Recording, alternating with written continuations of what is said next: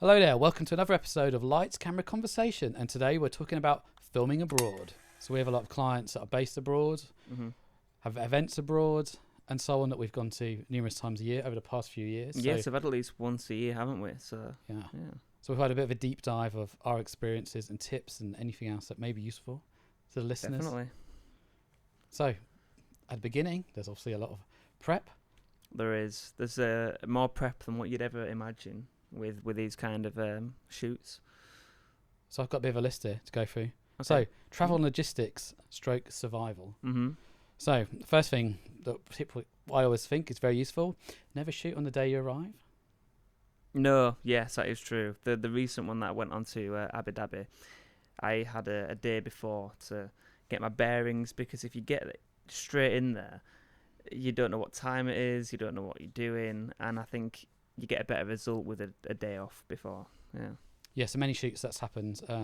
Last year we went to United States and we arrived about midnight, so we'd been up about 24 hours. Did you shoot on the same day that you arrived? Oh, we shot about 9 hours later after arriving at the hotel. That was a silly mistake. And that set up the for the next week quite badly. Yes. Of course, yes. Well, how was that on the day? Kind of in a weird adrenaline mode. Super jet lagged, don't know what's going on, but we managed to get through it. But it's not the best prep because you're just super jet lagged, dehydrated. America, is that in front or behind? Behind. So America's behind. Yeah. So in your body clock, it was actually the right time, really. But you just hadn't gone to bed, really, Just in a weird way. Yeah, you hadn't gone to bed. What time did you get to sleep on that actual night? Well, local time was probably like 1 or so. Yeah, to get up at like 8 local time, but that was that's not a good thing to do. No, definitely not. No. Also got a note here, so when you arrive, drink plenty of water, Right. hydrate yourself. Yeah. Do you give yourself a curfew? Do I? What did you do recently when you got there a day before? Yeah, recently. So I was filming at Adipec for a big event in Abu Dhabi, and I knew I had to be up at 8 a.m. I think it was. No, I think it was earlier because I had to get to a hotel. So I think I tried to be in bed for 10. I was on my own, so it makes it a little bit easier. But I think when you're with someone else, it makes it a little bit harder. But for me, yes, I was tucked up in bed by 10:30. That's good. Yeah. Well, I think we jumped a bit too forward there already. We already talked about where we're going to be, but so if you're traveling somewhere, like recently you went to the Middle East, so you had to sort various permits and permissions and that sort of thing, which is quite different to turning up to somewhere in the EU. Too much. I mean, you don't think about these rules until you actually get to the country. So I mean, for the UAE, there was so much more you had to do that I ever expected. You can definitely not fly a drone in Abu Dhabi, which 100% anyone from the UK cannot fly one. So I had to liaise with production companies to try and get one, and it turns out that is as hard as anything as well. So we actually was only able to ground capture anything in Abu Dhabi and Dubai, which is quite hard in itself. But then we had to get permits for actually filming anywhere in Abu Dhabi and Dubai. So we were filming at a port, and you can imagine the restrictions on getting a permit there. So that took 2 weeks to get. So how do you have to do that? So you have to go via another production company in Abu Dhabi. So the one that we used, we contacted, and we kind of paid them a day rate for them to then get the permit, which isn't actually that cheap. It's quite expensive for it. And then they sort it all out, and they liaise with us. And they're very friendly, very easy to talk to. They WhatsApp you, so it makes it a lot easier as well. But that's just one step of the whole process that you don't expect to do. You think, I'm going to turn up, I'm going to film with my camera, and that's it, done. It's not. And that's just part of it. You then had port passes that you had to get. I had to have 3 chaperones that I contacted on WhatsApp. And that was just for the port itself. I had to do induction. All these kind of things. It made it 10 times harder, but the result is, it speaks for itself. Whilst we're still on the subject of this particular shoot, going somewhere, particularly in the Middle East, there's a lot of kind of cultural differences and different rules and stuff like that. So how did you find that when you kind of got there? Did anyone find out much before? And did the hotel tell you anything? And the client, for example? I had a good idea of what the Middle East was like in terms of rules, because it is a little bit different to the UK. But when you get there, I think I was panicking a little bit, but when you get there, you feel it's a lot easier than what you think, because the hotel go through certain rules, like you can't swim in the sea after sunset. There's obviously a few other rules that you have to learn with filming itself. So when you're filming, you can't film anyone without any sort of permission. In the UK, we tend to do that. We film people without permission, but then we get the permits afterwards. Yeah, public. The public, places. yeah. So you're allowed to film in the public in the UK, but I think in Abu Dhabi, you can't just go out and film anyone, even in a public space. You have to get permission prior. So that was a bit different, but yeah, we got used to it. So yeah, rules, little bit different, but not to be scared of. So how many times did you get someone say, "Excuse me, mister, what are you doing here?" I had it once. I think with what I did pre-production wise, I had so many people contacted. I obviously had my media badge and everything. So in terms of when I'm there, it seems like nobody would approach me, but I did. I had one on the EIC night. It's kind of the party night. I was doing some interviews on the terrace, and I had a security guard come up to me and be like, "What you doing here? Who's give you permission to be here?"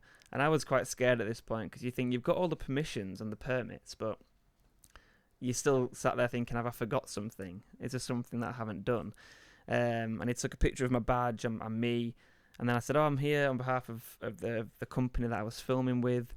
And then he said, "Oh, wait here." He went to go check with someone, and he never came back, so I assumed that I was okay. But yeah, that whole time I was like, it's a little bit dodgy. It's not dodgy, we did everything right, but you do have that part of you that's quite scared and worried, because it is in another country. So yeah, it was all interesting. It's a new experience, but I think, I did everything right. A lot of additional help with the client, with Claire, our production assistant, helped out a lot as well. So it was a big team effort, a big group effort, and yeah, I think it was very successful.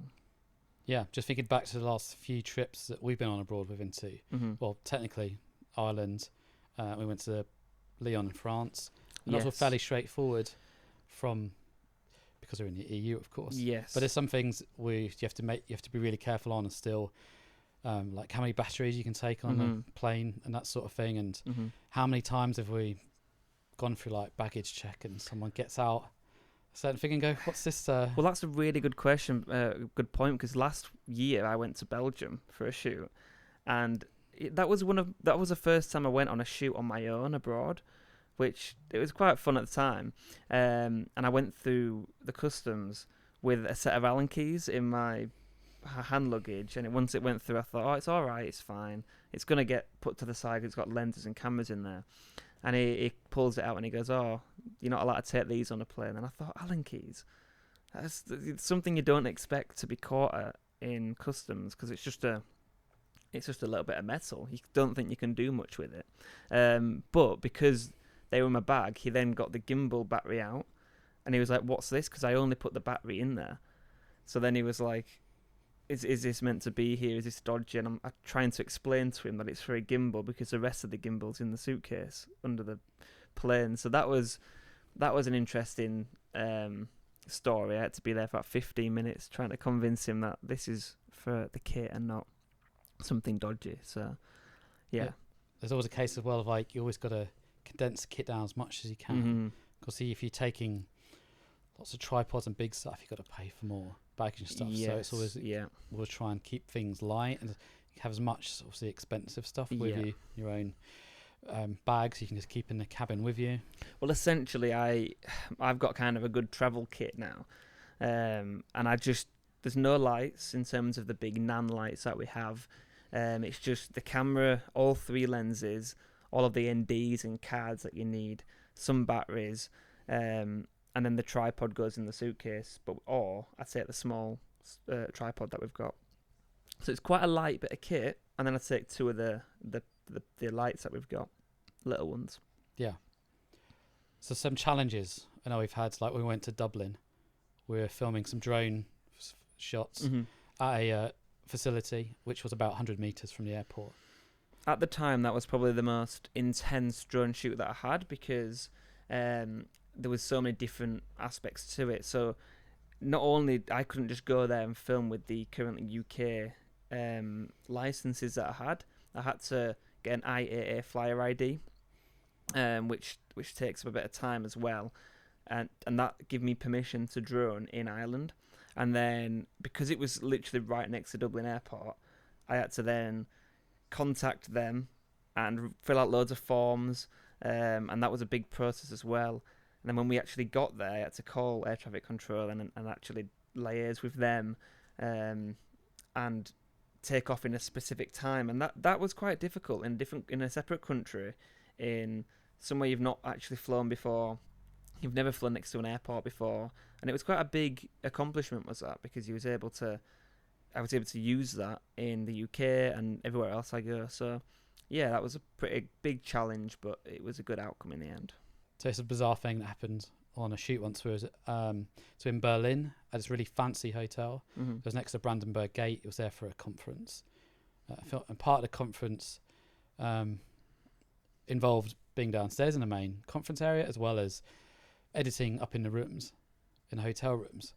So at the same time, the president of Turkey was staying there, and at one point I had to take a memory card from like hotel room back down to where we were shooting, and I opened the hotel room doors into the corridor, and I looked to my left and I could hear all this shouting, this thundering noise of people running.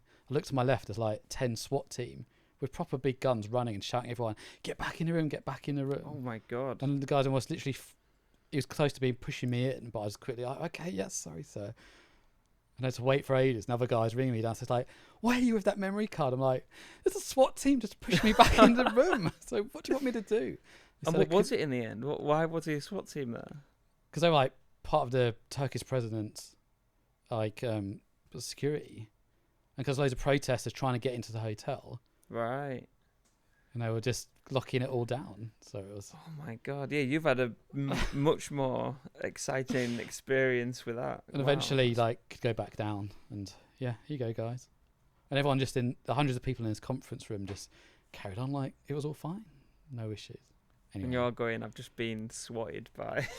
In a way, yeah, just running like, what is going on? Anyway. God, yeah. I mean, I don't have any stories like that, unfortunately for you, but I don't think I have any really. My the recent one that I've just done, leading on to taxis, was the amount of taxis that you have to get when you are abroad is the only way you can make it work, because you can't walk anywhere with all the kit. You can't really get public transport with all the kit that you've got. So taxi is the only way. And especially the one in Abu Dhabi, I had to get a taxi from Abu Dhabi to Dubai, which was fine. But the problem that I had is when I got to Dubai, I was in a really secluded place, much further on, because I was at this private area, and I used Uber. And to get back to Abu Dhabi, I was going to use Uber. I went to get my phone out, and there's no taxis in the area because Uber just don't go to that private area. So I was sat there going, I don't know what to do here. I don't know how to get back to Abu Dhabi. Bearing in mind I had to go back to film there in the evening as well. So I text a client saying I need help, and eventually they know what you find with your clients is they know people around, they know taxi drivers. So they basically sent someone from Abu Dhabi, I believe, to the port to pick me up and take me to Abu Dhabi. But I think the taxi driver had to then go to Abu Dhabi, drop me off, and then come all the way back to Dubai, which was 3 hours to Abu Dhabi and 3 hours back. So the best thing you can do is know a taxi driver, or your clients will know someone to actually go and pick you up, because Uber's really good until you get to an area that you can't really get rescued from.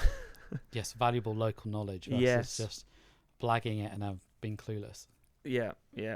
Being clueless is fine until it's not fine, and then you've got to ask for help. So, But taxis, yeah, I mean, I had the same problem in Belgium. Luckily, the company that I was working for had in-house taxi drivers who would take me to the airport and take me back to the hotel, take me back to the where I needed to film. And yeah, I think that's the biggest tip I can give on taxis. Know someone. Trying to think what other challenges. I think one time we're shooting on a cruise ship, Mm-hmm. and it was had to shoot and edit and upload like the same day. Yes. And when you got lots of files to upload, you literally got dial-up Wi-Fi. Yeah. That created lots of issues. Yes. And no one I can thought of that at imagine. the time, so it became a stress each time. To then realise to allow about 2 hours to upload, even just a few hundred meg. Mm-hmm. Maybe we were just unlucky, but yeah, that was in the Caribbean. Maybe it's better that's now. lucky. But Yeah, lucky in the Caribbean filming. yes. But no, I mean, challenges.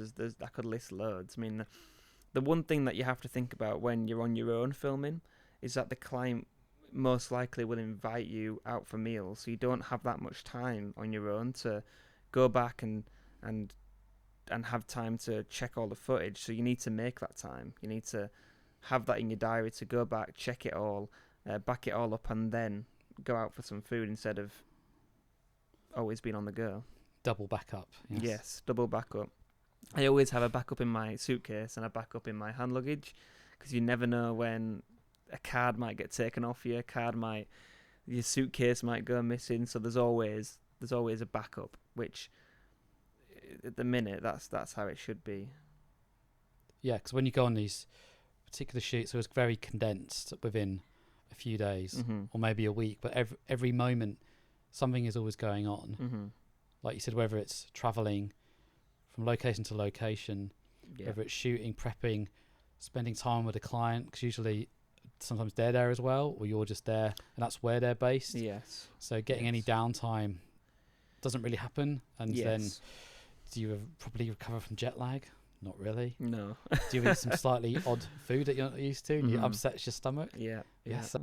We covered a lot of stuff today. I mean, if anyone's got any other things they want to add, just, add to the comments and all that, Yeah, thanks for watching, and we'll see you in the next one.